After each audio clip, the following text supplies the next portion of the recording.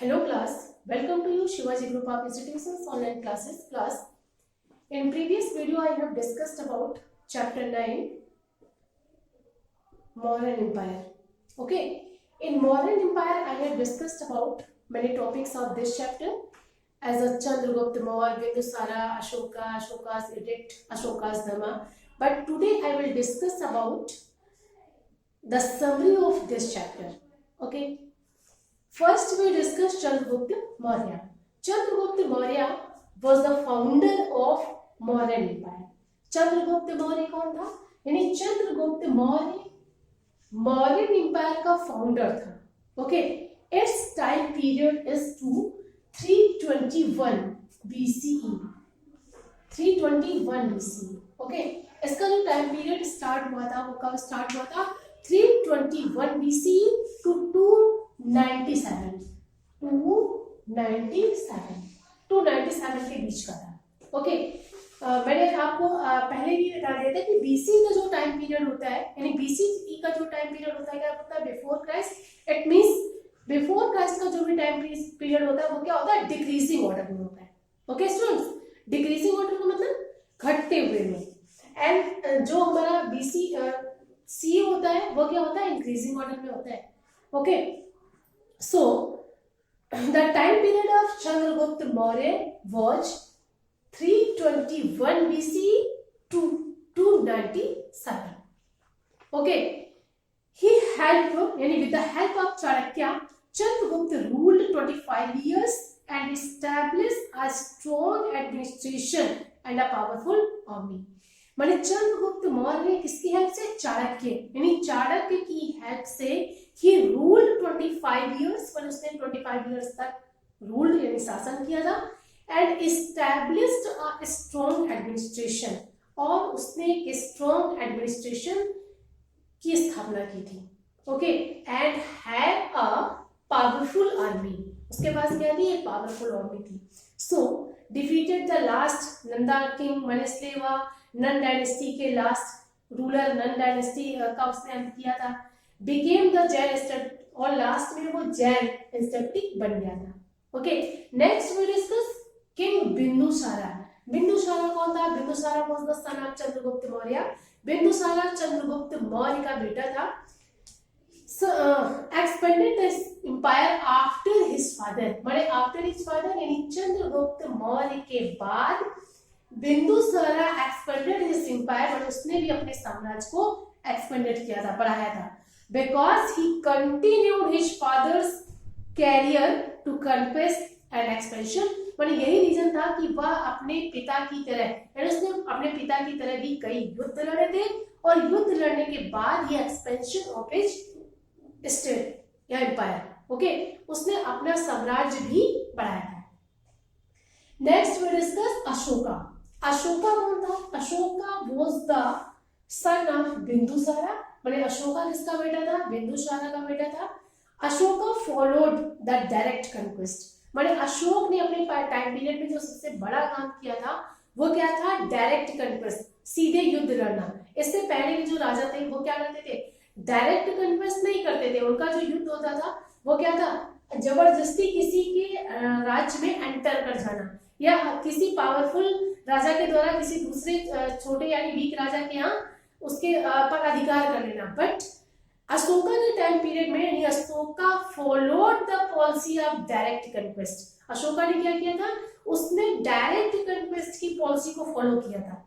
Okay, next followed the धर्म after the Kalinga war, माने Kalinga war के बाद अशोक फॉलो द बौद्ध धर्म, माने अशोक ने बौद्ध धर्म को फॉलो किया था. And he also follow the dharmas of the बौद्ध, माने उसने बौद्ध धर्म में माने कई धर्मों को पब्लिश कराया था. Okay, became a follower of Buddhist, मैंने आपको बताया आफ्टर कलिंग वॉर, माने कलिंग वॉर के बाद अशोका बिकेम अ बुद्धिस्ट, माने पूरी तरह से बौद्ध धर्म को फॉलो करने लगा था. And he was the follower of Buddhism, मतलब वह बौद्ध धर्म का फॉलोवर बन गया था. and he started या he spread the Buddhism in various countries, मतलब उसने अलग अलग यानी various countries अलग अलग देशों में या कई देशों में अपने बौद्ध धर्म का प्रचार प्रसार करवाया था. in which he sent to his son and his daughter Sanghmitra to Sri Lanka to spread the Bauddha religion। माने उसने बौद्ध धर्म का प्रचार करने के लिए अपने बेटे महेंद्र एंड हिज डॉटर माने अपनी बेटी संघमित्रा को श्रीलंका भी भेजा था। Okay, he became a Buddhist, ruled according to dhamma, माने वो अपने जो भी शासन करता था वो धम्मा के अकॉर्डिंग करता था। He asked his people to practise ahimsa, माने वो लोगों से अहिंसा अपनाने के लिए कहता था। टू ओबे द पेरेंट्स, माने वो लोगों को ये संदेश देता था। He send to message to his subject, माने वो अपनी प्रजा को संदेश देता था कि everyone respect to his parents and elders and show kindness to the poors and slaves, माने हमें क्या करना चाहिए, अपने पेरेंट्स और एल्डर्स का रिस्पेक्ट करना चाहिए एंड शो द काइंडनेस, तथा गरीबों और स्लैव्स के प्रति हमें दया रखनी चाहिए। ही अपॉइंटेड धम्मा महामंत्रास, माने उसने अपने राज्य में धम्मा महामंत्रास भी अपॉइंट किए थे। Okay, next we discuss Ashoka's edicts. Ashoka's के संस्करण के बारे में जब हम लोग डिस्कस करते हैं तो अशोकास के संस्करण जो थे वो क्या थे, तो Ashoka's order to were engraved on rocks, माने उसने अपने एडिक्ट्स को कहा rock and pillars and cave walls और गुफाओं के वॉल्स पर इन्हें इंग्रेव करवाया था। Okay, principles of the dhamma were also engraved on that, माने उसने धम्मा प्रिंसिपल्स ऑफ धम्मा माने धम्मा के सिद्धांतों को पूरी तरह से इंग्रेव किया था। मॉडर्न आर्ट के बारे में हम लोग डिस्कस करते हैं। तो मॉडर्न आर्ट से हमारा क्या तात्पर्य है, तो अशोका के टाइम पीरियड में the most famous of all Ashokan pillars is Sarnath pillar, माने अशोका के जितने भी अशोका ने पिलर्स बनवाए थे उसमें द मोस्ट फेमस जो है वो क्या है, सारनाथ पिलर है। Okay, the most famous is the Sarnath pillar where Buddha preached the first sermon, जहां पर बुद्ध ने पहली बार अपना उपदेश दिया था। It is located in UP, Uttar Pradesh. ये कहाँ है, इन उत्तर प्रदेश में। Okay, lion capital of the Sarnath has been adopted as national emblem.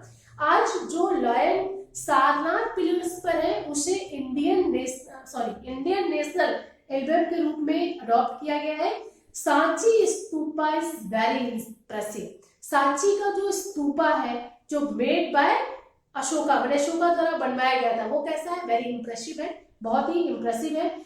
Modern administration, modern की प्रशासन व्यवस्था क्या थी, what were the modern administration, modern की प्रशासन व्यवस्था क्या थी, तो Arthashastra of Kautilya and Indica by the Megasthenes, माने एडमिनिस्ट्रेशन व्यवस्था जो भी मौर्यन एम्पायर की थी उसे हम अच्छी तरह किसमें, written by Arthashastra written by Kautilya and Indica written by Megasthenes, जिसमें डिस्क्रिप्टिव ढंग से gave the an account of Ashoka's administration, जिसमें अशोका के प्रशासन व्यवस्था को अच्छी तरह से डिस्क्राइब किया गया है।